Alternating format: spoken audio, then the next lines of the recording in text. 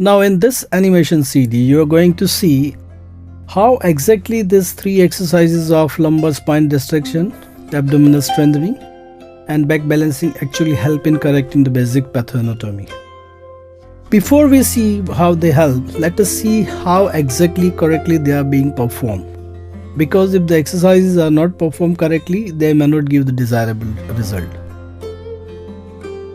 In abdominal strengthening exercise, patient has to lie supine. First of all, he flexes his both hips to 90 degree. Then he has to extend both his knees to 0 degree. Then he has to stretch his both feet towards his belly. And then he has to maintain this position and count 1, 2, 3, 4, 5. After counting is finished, he has to bring back his both the feet gradually to the floor by flexing both knees gradually. In doing abdominal strengthening exercises, by first flexing both hips to 90 degree and then extending both the knees to 0, actually help in avoiding undesirable load coming on lumbar spine. This undesirable load would come on lumbar spine if the same is done by flexing hips to 90 degree, keeping both knees extended. In lumbar spine distraction exercise, patient lies supine. First of all, patient brings both his thighs close to the abdomen as much as he can by flexing both hips and knees. Then he holds great toes of both feet with respective hands as tightly as possible, keeping hands between the thighs. Gradually, patient extends his both hips and knees as much as he can without lifting buttocks from the floor and keeping trunk and head flush to the floor. After achieving maximum possible extension at knees, patient maintains the position and counts 1, 2, 3, 4, 5. After that counting, keeping both his feet held by hands, patient brings back both his feet to the floor gradually. Now let us see the mechanical changes occurring during lumbar spine distraction exercise. Initially, there is active contraction of flexors of both hips and lumbar spine.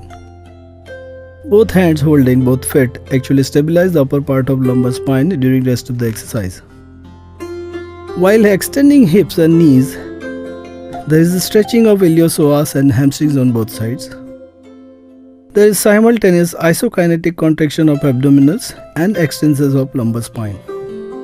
Overall, there is downward pulling of pelvis by posterior rotation of both extending femoral heads, which leads to distraction of lumbar spine. This distraction actually helps in opening up of disc space and neural foramen. In back balancing exercises, patient rests both his buttocks on his heels, keeping both the knees fully flexed. In other words, patient is sitting on his heels. The trunk is kept straight and 90 degree vertical to the floor during whole exercise. Patient then gradually lifts his both buttocks from his heels as high as he can without bending trunk and keeping both hands on sides and not supporting in any way. He maintains the highest vertical position and then counts 1, 2, 3, 4, 5. After that, he brings back his buttocks to his heels and rests again. In back balancing exercise, there is a principle of maintaining center of gravity by trunk while changing posture.